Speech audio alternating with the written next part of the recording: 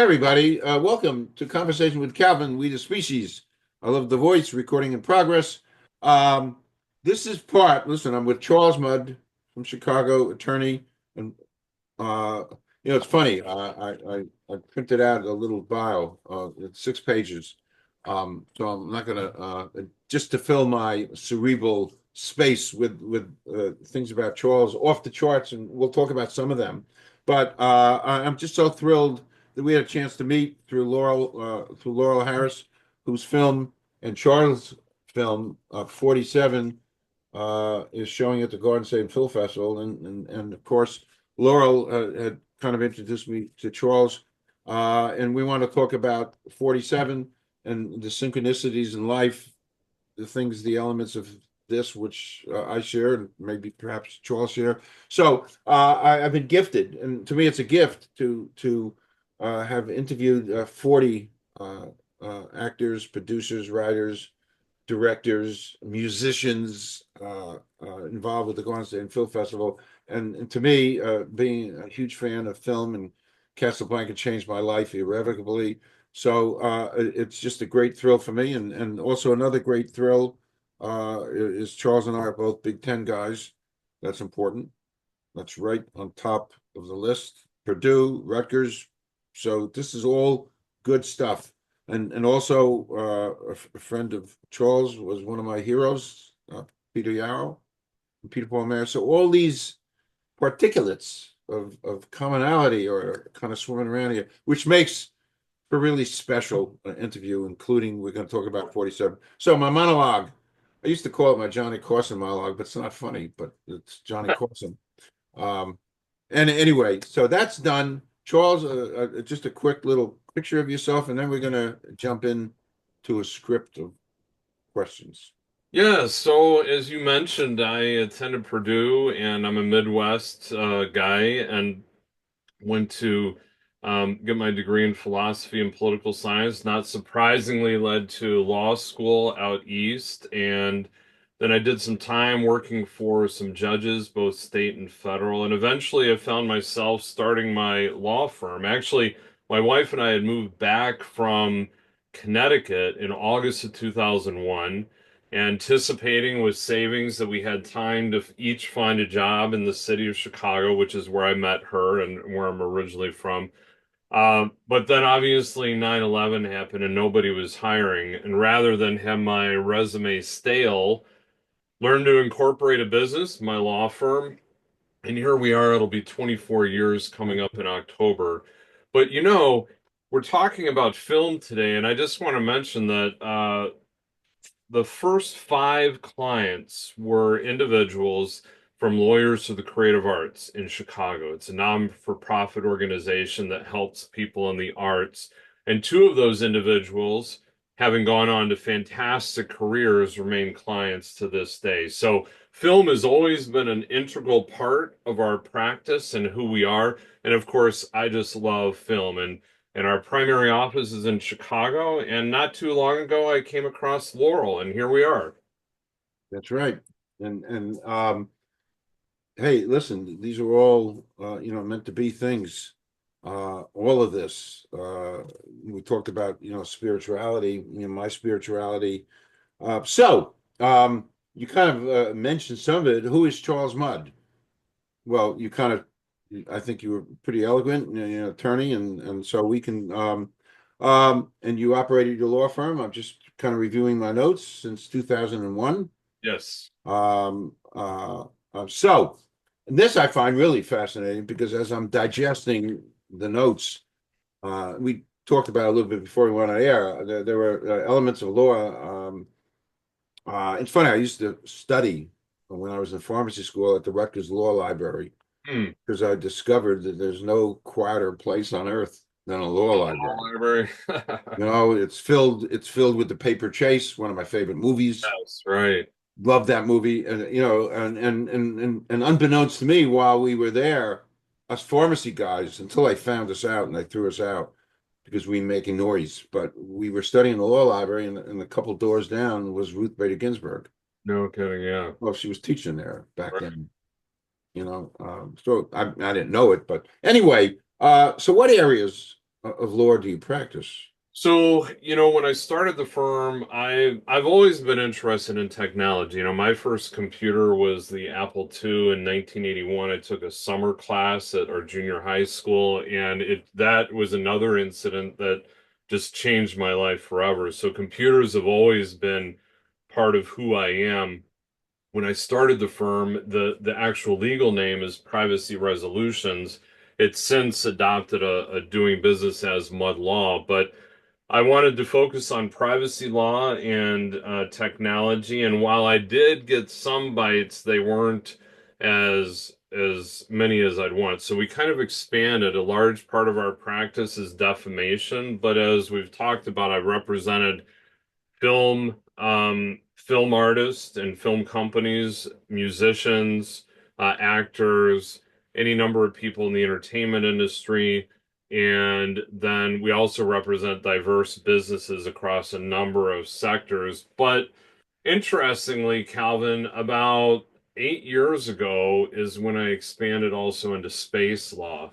And that, for those that don't know, some people say, "Oh, you lease out commercial space." I'm like, "No, we're talking about the satellites and astronomy and so forth." So that's what we've also been doing for the last 8 years, and it's been a fantastic ride. Uh, Listen, that could be another show just to talk about space law. I mean, literally, and of course, you reading and studying you, and you studied astrophysics, which is long after you're an attorney. It just boggles my mind, and that's also fascinating because there are things out there. We think the Earth is the end all. It's really not. It's a Oh, significant little speck in a sea of whatever. Anyway, um, in doing my due diligence, which is a great legal term. it is, Yep. right? Yep. Doing my diligence, I discover you have offices in Chicago and Texas and Park City. Yes, sir. So how did Park City come into the fold? Yeah, so in 2006, my wife and two of our best friends went to the Sundance Film Festival. It was one of those that it was a gift to me, being interested in film as much as I have been, but it does involve some planning, so it was not a surprise. We knew that that was going to happen. So 2006, I went to the Sundance Film Festival for the first time, and I told my wife as we were leaving that we need to make this a business trip. We need to, do something more. And so I became licensed in Utah in 2017 and 2007, sorry, and opened an office in Park City and have been there ever since. And it's been great too because every year the Sundance Film Festival obviously comes through. It's moving now away from Park City, but it's been in Park City. We've had clients that have had films at Sundance, which has been a great, that was the intent all along, expecting to have clients show their films there and also meet other filmmakers and so forth. And that's definitely happened. So I've been very fortunate in that regard. Smart, smart, smart, smart. So, uh, you alluded a little bit to this, but how did you get involved with the film 47 and Laurel Harris? Yes. So I'll admit that I have been a Kickstarter addict, and I'm a Kickstarter addict in recovery. What I mean by that is there was a time where I was backing a number of projects to my wife's chagrin a little bit.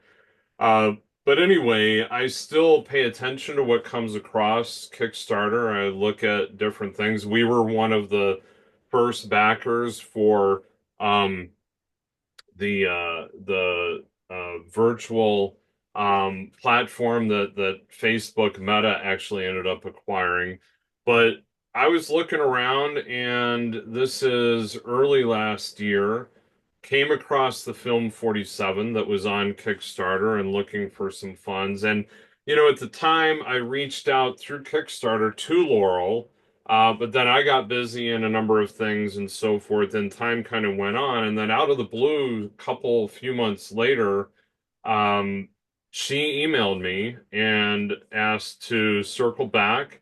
We started communicating, and Catherine and I came in as investors to contribute some funds with the film and executive producers. And that's kind of how it happened. And going to what we had talked about, and the way that things happen in life a little bit, uh, it's one of those that I did reach out to Laurel and was making that connection because there was a personal interest in the film 47 and infertility, and I'm so fortunate that she circled back, and it was one of those connections that I just think was intended to be, and it's been a fantastic relationship ever since.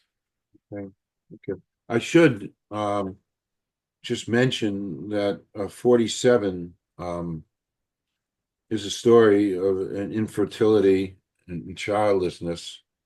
And of course, once Laurel and I did a preliminary Zoom and got acquainted, it's funny, I told her the elements of bonding, the 47, that was one of my jerseys numbers when I played basketball. No kidding. Yeah. Yeah, it was number 47, and I've always been haunted by the number 47, and I waited and watched and counted uh, until I became 47 years old, and then I held my breath for a year just to make sure I get through that okay. Yeah, 'Cause I didn't know, right.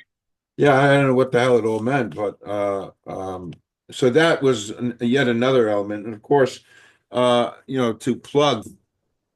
There's a tortoise in my hair. There's a lot a journey through infertility and periods of childlessness and then eventually adoption in here that also drew Laurel and I together. And interesting, I am working now with a best-selling author, and she read my book and loved it. But she said there's such a powerful element in here that I can extract Hmm. 100 pages and make that a separate story. So I actually talked to my son who's adopted, and and that whole journey too is an amazing story of how that came to be, Sure.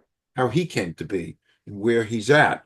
You know, Right. he works for TV, actually based out in the Midwest, and lives a mile away. So, but just a phenomenal relationship. So these are all the ingredients for me that have bonded me to 47, Right. the project to the Laurel, parenthetically you, because it's so important.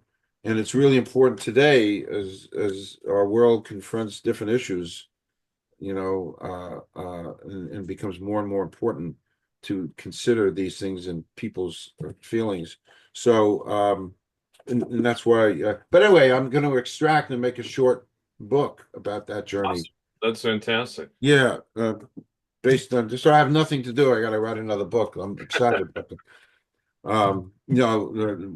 Excited. Off topic. I like this question. Completely off topic, and it's simple. And I confess, I feel like I'm in court. I confess. No, I confess. I borrowed it from Barbara Walters, who I marvel always marveled at. So here's the. It's quick. Excluding family or friends. Somebody living or dead, you'd like to spend a day with. Oh, you know, probably the name comes to mind. Two names popped into my mind. Can I answer two? You can answer as many as you want. No rules. Living, probably Clint Eastwood. That Um, his name popped into my mind because I've always been a fan of Westerns, and I think that his later efforts in that, Unforgiven in particular, were just phenomenal films. Pale Rider is another one. But Calvin, the other name that occurred to me at the same time or just after was Lawrence of Arabia, because I've always been a fan of Lawrence and what he went through and the real Lawrence of Arabia. Clearly, we have the Peter O'Toole vehicle, which is a phenomenal film in and of itself. But I've always also been intrigued and read the writings of Lawrence and his individual life. Not only during that time that's part of the film, but subsequent. So Living Clint Eastwood, I'd love to have a day to sit down and just chat. And were it even possible, it would be phenomenal to have had an opportunity to chat with Lawrence of Arabia. Great answers. Great answers. I marvel at Clint Eastwood. Uh, Marvel. I'm a huge fan. And I sometimes I can't even process that he's such an amazing director and he's still going strong, at 93. Beyond, just remarkably talented. I'm a big fan of Hang 'em High. I like that. I like that a lot. Josie Wales, I like Yeah, that a lot. I always like these revenge movies. And I watched, listen, I watch these often, and I marvel at Clint Eastwood, a gift to all of us. And of course, his Dirty Harry stuff. the man with no name, right? Yeah, just fabulous. Um, Next up, with relation to I keep showing this because it's important.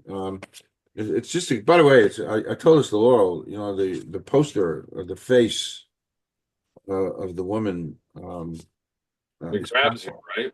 Yeah, it's powerful, and uh, it's a work of art, I think, because you can see the pain and and everything else, all these emotions. And really, I meant to tell this to Laurel, but you just look at that and it speaks to you. I agree with you. Yeah, it speaks to you. So what's next for you in relation to 47 and the production team? Did you do a lot of, hands-on stuff in production? And In other films and so forth. yeah, yeah. Yeah, I mean, I've both from the investing side and then from the client side, I've definitely been involved with films, more legal aspects, with clients and helping projects move along and so forth.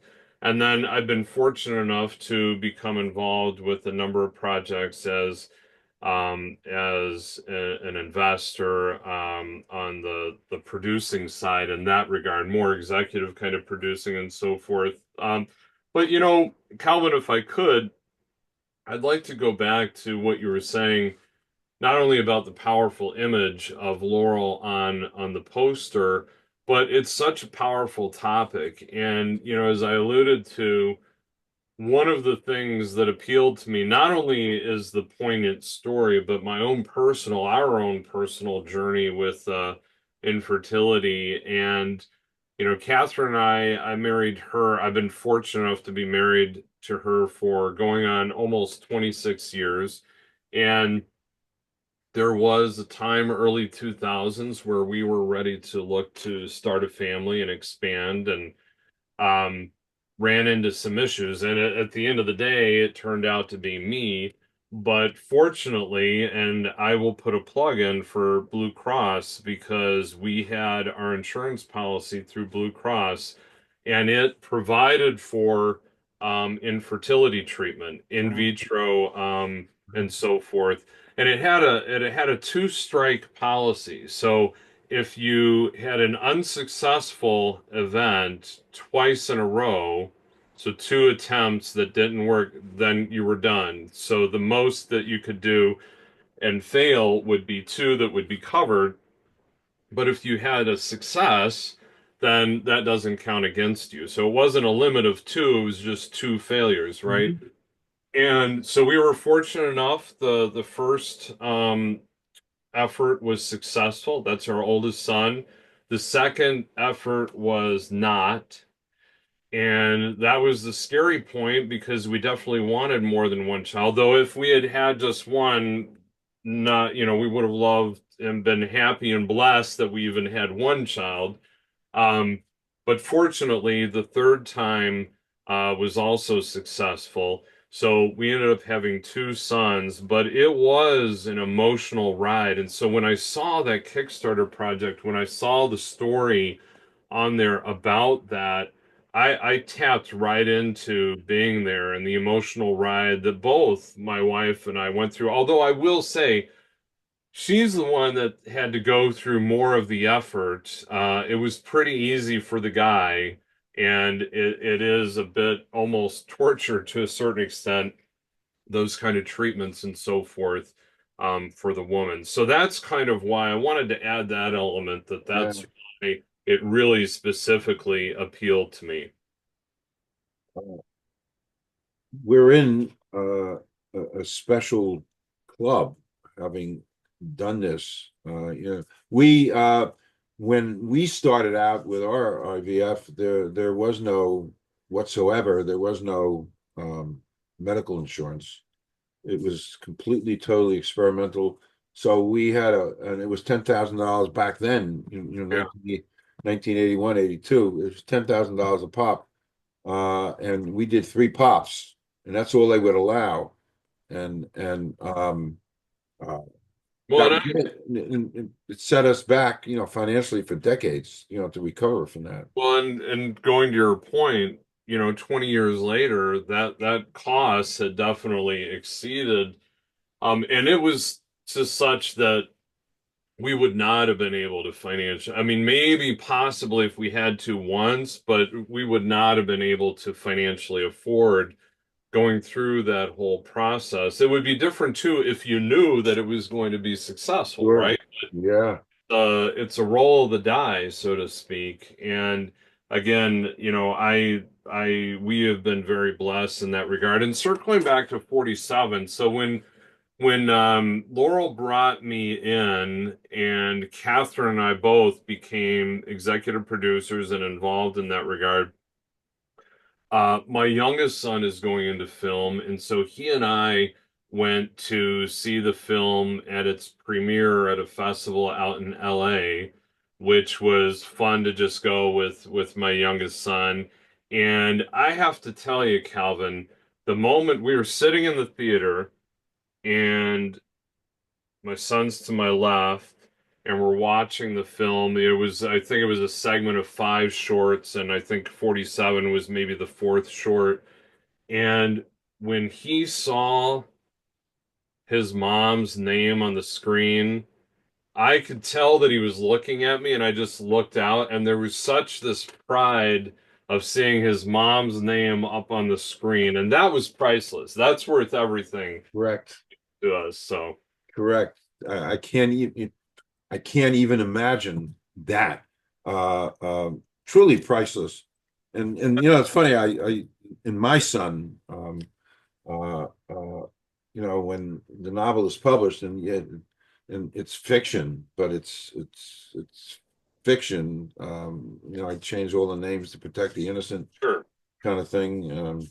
Uh, but yeah, I could see the pride in him that his father, did this, and of course, getting the Kirkus star, which is like huge. But I could, and it was a wonderful feeling when he read it, and he comes to me, and we hug, and so I know exactly what you're saying. Yeah, and it's been fantastic since the Mud Law, the firm, also hosted an after party. And what was funny there too is I was drawn to this couple that were sitting down, and we'd become fast friends in another way. But I was chatting with them, and it occurred to me, wait a second, my son's somewhere around here. I need to keep an eye on. He was working the room. He was like having conversations about film with all these individuals, the composer, and it was just a fantastic opportunity.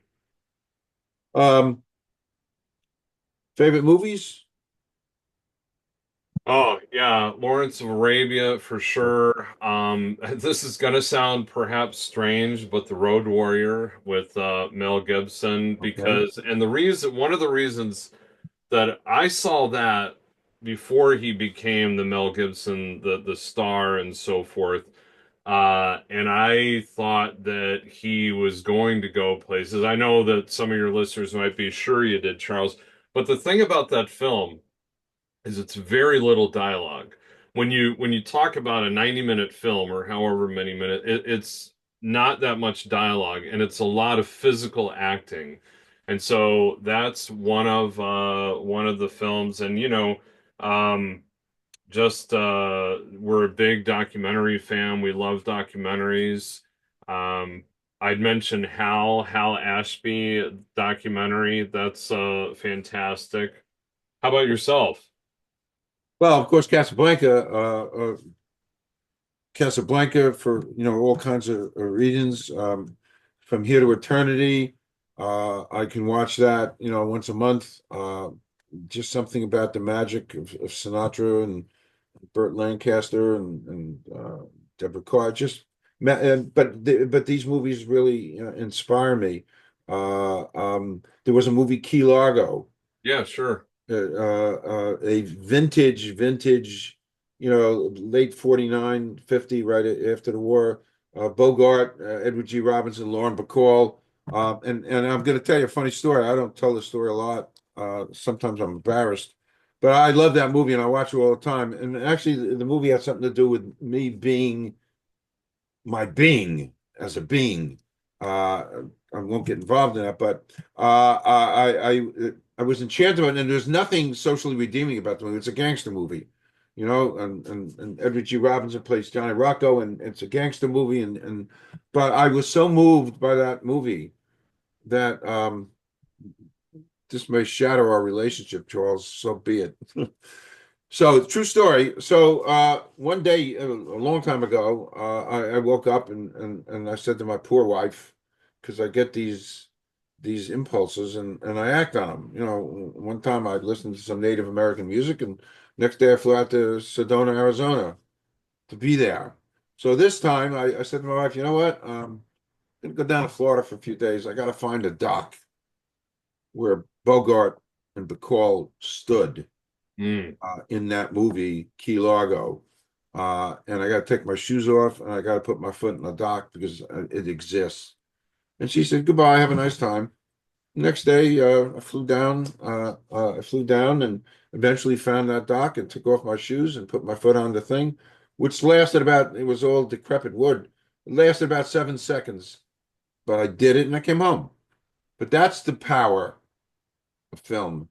So, I watch The Sting a lot because I think it's a wonderful movie. It takes place in Chicago. Yeah, sure. The Yep. Sting is Yep. fantastic. And I'd say, um, a couple others that have just that have really shaped me. Wings of Desire, the original by directed by Wim Wenders. Um, I also Krzysztof Kieslowski directed like Red, White, and Blue, three separate films. And Blue was with Juliette Binoche, and I adore Juliette Binoche in nearly everything that she's in. And another film, and then I just want to make another little anecdote if I could, but the other film is Billy Jack with Tom Laughlin, and I that, love that. Love it. phenomenal film. Love it.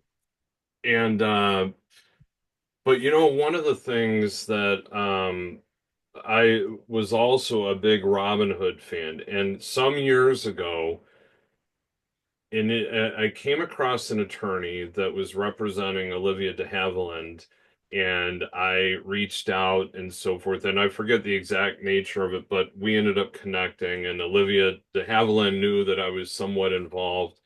And I still have the email from Olivia de Havilland to me. And I've been talking about this for years, but I need to frame just the email.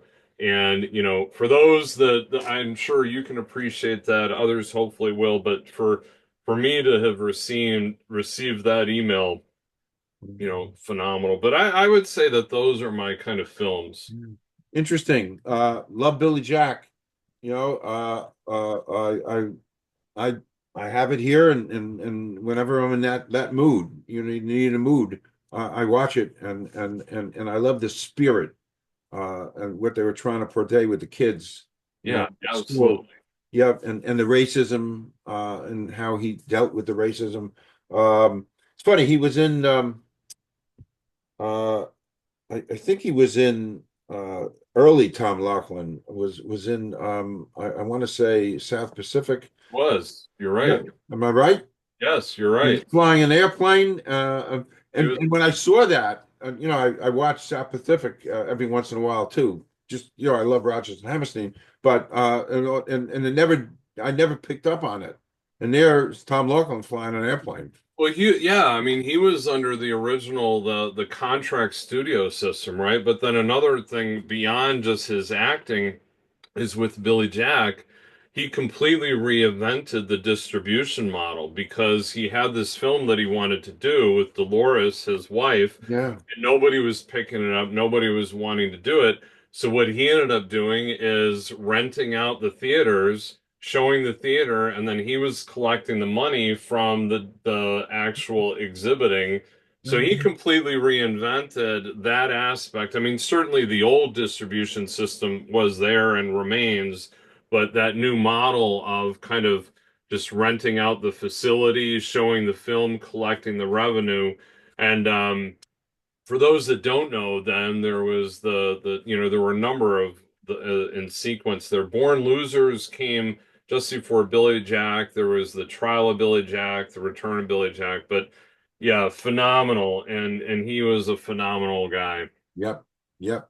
It's funny how we connected on that. Yeah, absolutely. Yeah, it's not them and I appreciate you. I appreciate you knowing because I mentioned that to many people and oh kind of just goes oh off the deep. sure sure and I listen. I watch it a lot.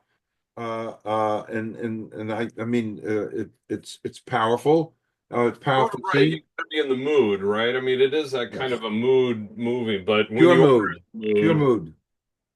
And that's what I do with that's what I do with my movies. I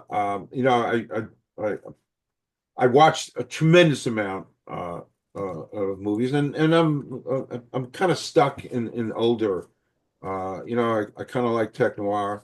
I have my likes. I'm not into. I'm into indie stuff, and it's one of my last questions I want to ask you. But for me, it's life. It's life. It energizes me, and it picks me up, and it moves me, and it or inspires me, and it does wonderful things for me. Film. yeah, So, I'm in my glory getting a chance to interact um, with you guys. I have a note here. Um, Laurel Leaf Productions. Can you talk yeah. about that a So little I bit? mean, the involvement in 47 we've talked about, and then Laurel Leaf Productions is a production company behind that. And meeting Laurel and then Terry Miller, her partner, and talking with them, they invited me to join board of advisors for Laurel Leaf Productions. And so the it's one of those things that you give a little bit and you get so much in return. And I've been paid back dividends by them bringing me on board with this production, which they have a number of items in the pipeline that are really exciting. And additionally, like at that premiere, meeting some of the people there that have become friends, and it just continues to give, give, give. And so I'm so appreciative of Laurel. It's such a compelling story. The Okay. actors are phenomenal in it. I definitely would suggest anyone that has the opportunity to see it. Uh, and again, I'm right there with you. And And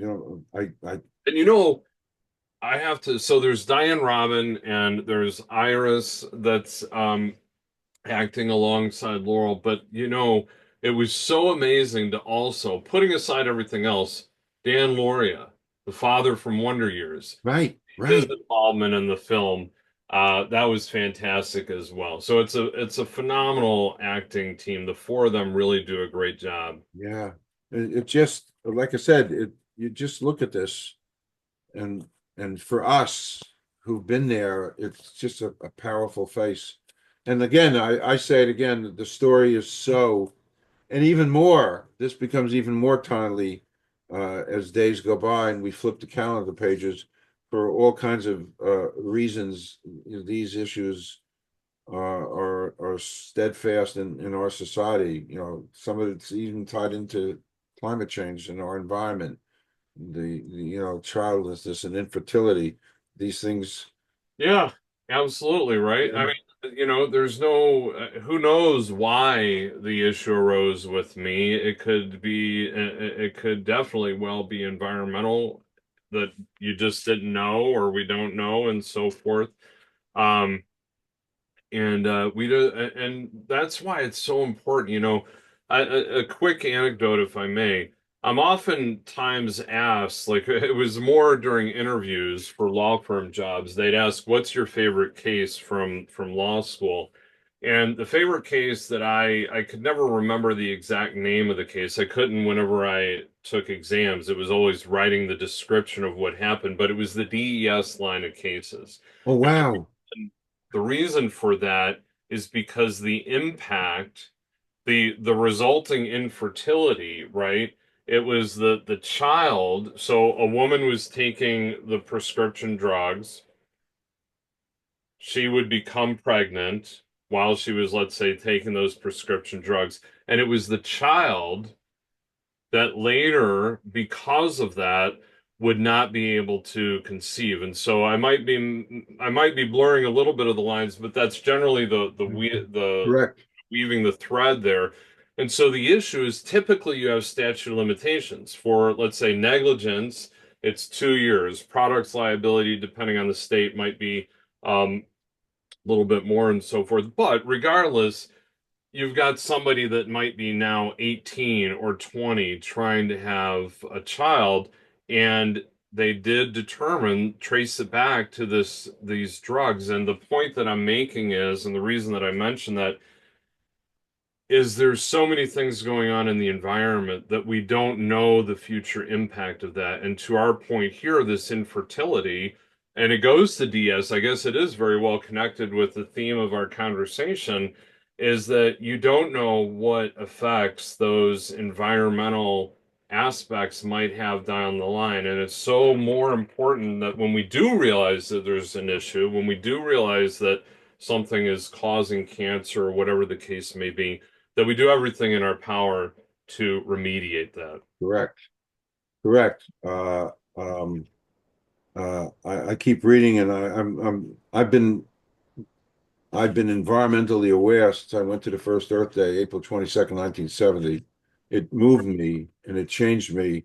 It changed my life around because 5 years after that, in 1975, as a result of seeing, the effects, knowing, not seeing, but knowing the effects of, cows eating grass and then cows giving off methane that goes up there that heats us up. So I stopped eating everything with four legs in 1975. I love hamburgers and hot dogs and steak. I just won't eat it, and I haven't since 1975. And that's good because a few years ago, my cardiologist said, "Hey, Calvin, why don't you go check your calcium C2 thing? So much cholesterol you got building up because you're getting old." So I had zero. So we don't know. We don't know if it's from not eating meat. I don't want to get in trouble with the beef industry.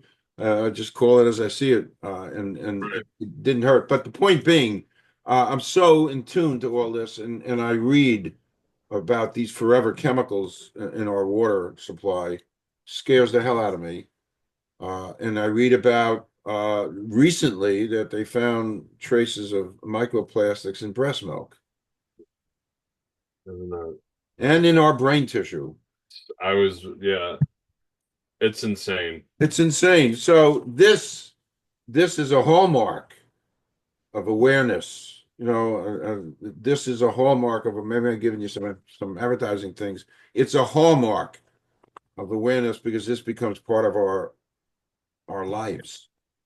And Um, it's such a devastating, as we both know, and Laurel knows, it's such a devastating emotional ride, not only the infertility, but the effect that the environment has with respect to cancer. I mean, on that point, one really quick point on that. I mean, at 41, I learned that I had prostate cancer.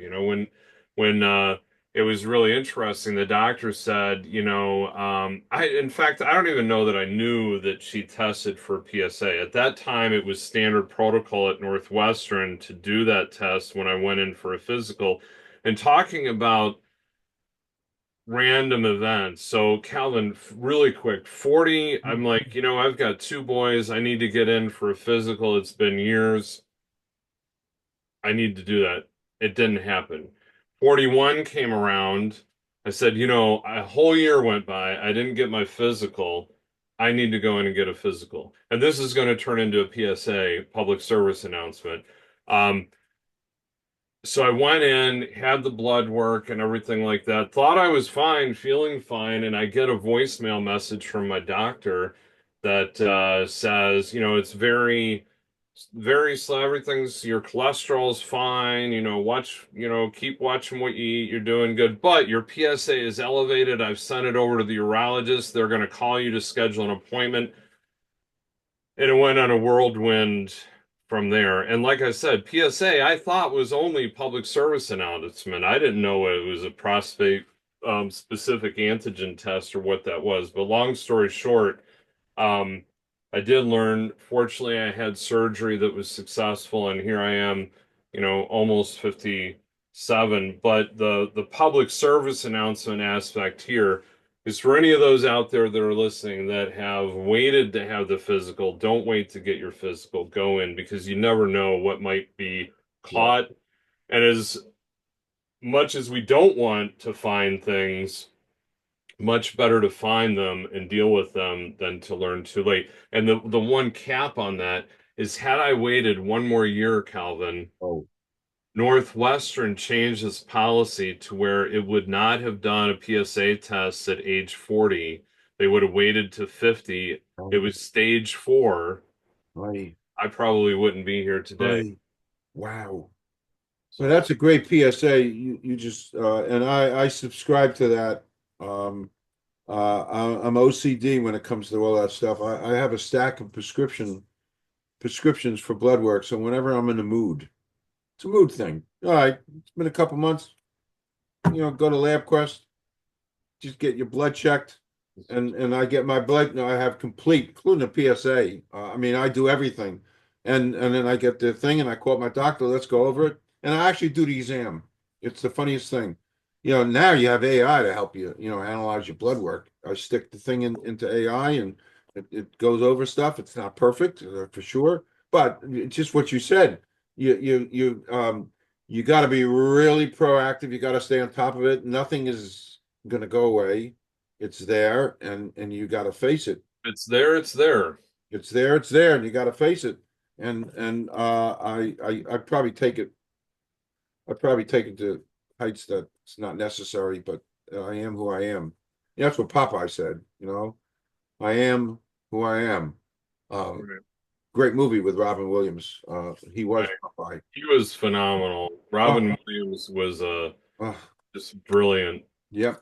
brilliant. So brilliant. I think about him all the time. All the time. I can't The process. Poet Society still makes me cry. I mean, at the Yep. end when he's walking out and they stand up and my captain, quoting Walt Whitman, mm.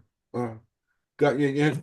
It's funny, Charles. We could. I suspect we can go on for hours. Just But and you know what? One last thing. yes, One last thing before I summarize. I watched the Academy Awards a couple of weeks ago, and listen, you're an indie guy. I watched Academy Awards, and my takeaway, I was actually thrilled to see an indie basically win everything. Parenthetically, an indie, I mean, $6 million budget, but they spent $16 million in promoting it. But nevertheless, an indie yes. director, an indie actress, and best picture, best director, best film. So to me, it may be heralding a bit of a new awareness, a new era in the world of indie films. Look what can be done. I hope so. Okay. I hope so. Yeah, absolutely. And I think it was Oh Captain, My Captain. I had to correct myself. Oh, sure. Oh, yeah. But yes, no, indie film. I mean, I agree with you. It was phenomenal to see that.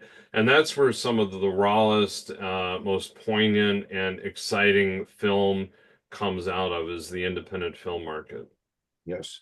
And it's funny. I'm sitting here meeting with 40 people over the last 10 days, and each time after every interview, I go in, my wife's in the kitchen, and I do one of my grab my head things to as a point to say I cannot believe uh, the depth and the breadth and the accomplishment and the achievement, the professional, the whole package of the indie. I mean, in some of these were college students, but just it amazes me. It amazes me what's out there. And then I come up with this great fantasy that I hit Powerball because I'm spiritual and I channel all that energy into Powerball, and I take a chunk of that and I set up a fund to help these indie folks. I mean, Yeah, it's not going to happen, but that's what I actually thought. be nice Hey, to. yeah. So, uh, uh, there was a great line in The Godfather when Michael Corleone looks at Enzo the baker, when they make those guys who want to assassinate the Don drive away, and they pretend they have guns, and they're standing outside the hospital, and Michael looks at Enzo the baker and he says, "You did good." So, Charles, you did good. Well, thank you, sir. I really appreciate the opportunity to not only just chat with you across any number of topics as we have, but also the opportunity to talk about 47 Yes. Oral in this phenomenal film. Correct. Hey, anytime, anytime, place, I'm here and come back. And actually, in my first novel, I have a scene where my character goes out to the Burr Oak Cemetery in Chicago. It's a half chapter because Emmett Till and his mother Mamie are Mm. buried there, and my character, I'm very in tune to civil rights. So my character goes and spends a half day at that cemetery in Chicago. So that's something on my bucket list that I want to do one of these days. Just drive out there, hang Uh, out, and we'll catch up. you let me know. We will catch I up. will, I will, I will. So I'm just going to stop recording. We're going to do a 2-minute wrap, less than that. Thank you so much, Charles. Really, thank you. Thank you.